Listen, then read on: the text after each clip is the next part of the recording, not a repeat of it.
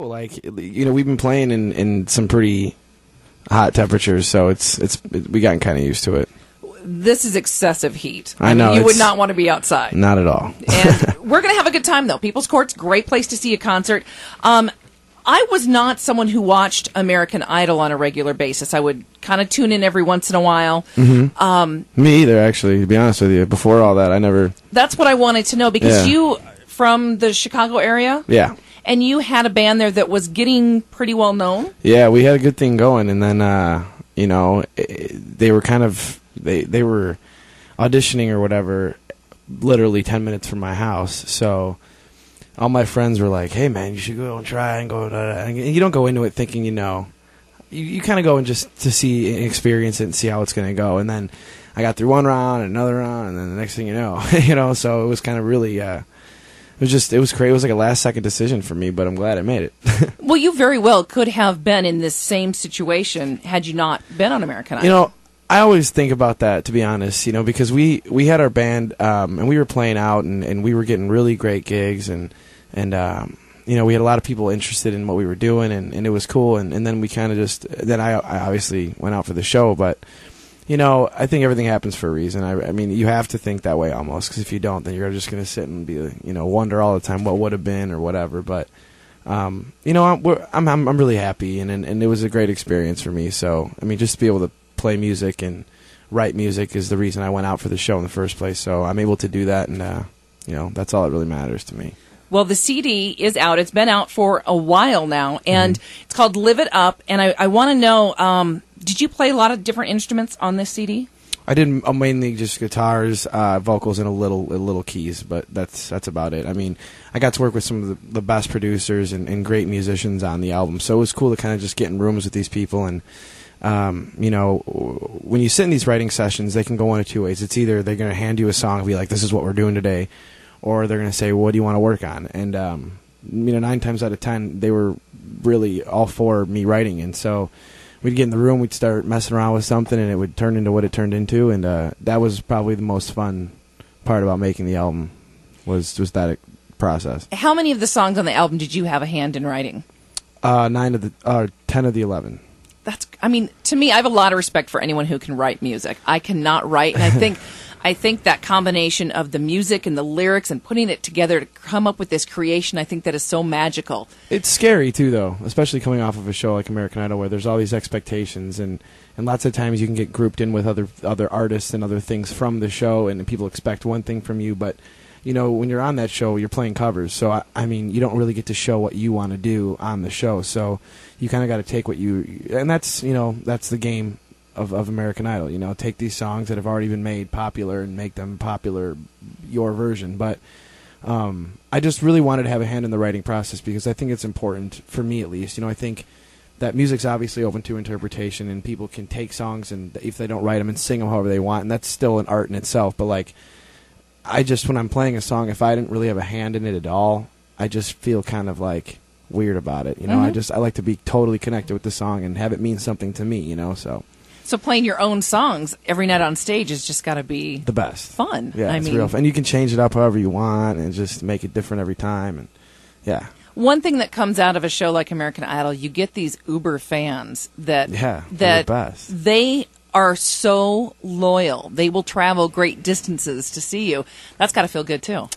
Yeah, it's really cool, and I think that I think there's different levels of that. I mean, there's people that are fans of American Idol and they'll root for you and they'll be your number one the whole way, and then all of a sudden next season comes around, they're looking for the next person to there's that, and then there's the people that are fans of American Idol but also become your fans and they stay with you, and that's great, and it's even cool when we go play a show and people, like you said, people have come up to me, I never watched American Idol, but man, I love your music, it's cool, and I think that fans are a great motivator, especially when you're traveling a lot, you're tired, you're this or that, and you're just kind of at the end of your rope, and you're just, you want to take a minute, and you see all the fans at each show, and it just totally, rejuvenates you and makes you want to keep doing it. So fans are a huge part of what makes this fun for me, and it's just always good to see them and hear what they have to say.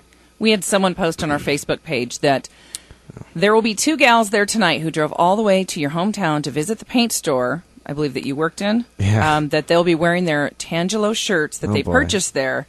And they're hoping to get their paint card or business card from the store autographed tonight. So they're going to be there. I'm going to try. I'll try.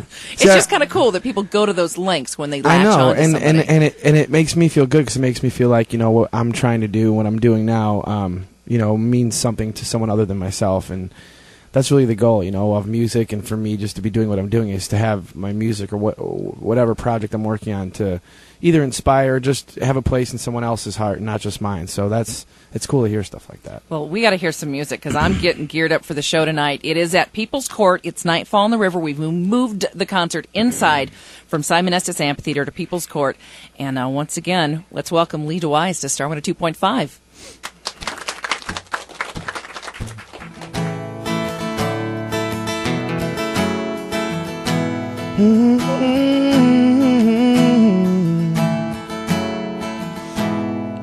We fell asleep under the stars, and you woke up in my arms. Oh, and the rain and the rain and the rain was falling down. It trickled off our fingertips.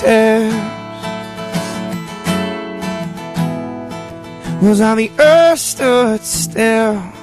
It's when I kiss your lips and I still get chills just thinking about it.